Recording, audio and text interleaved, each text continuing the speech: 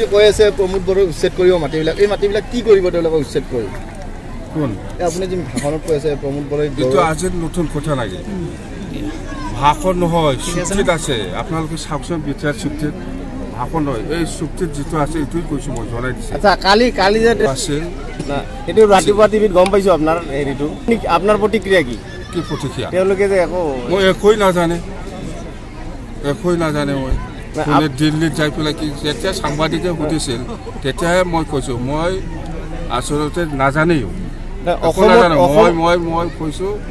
Russia আৰু America football final আছিল সেইটোকে চাই আছিলোঁ চাই থাকোঁতে আৰু এইটো টিভি অসম ইয়াত কি বিজেপি দিল্লীৰ লগত আপোনাৰ ভাল নেকি কাৰ লগত দিল্লী যে আপোনাক দিল্লী আমি নাজানো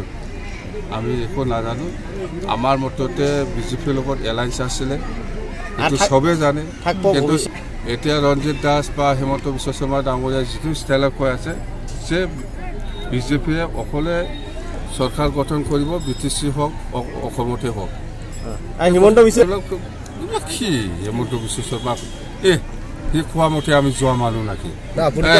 আপোনালোকে একবাৰ সোধক হিমন্ত বিশ্ব শৰ্মা ডাঙৰীয়াক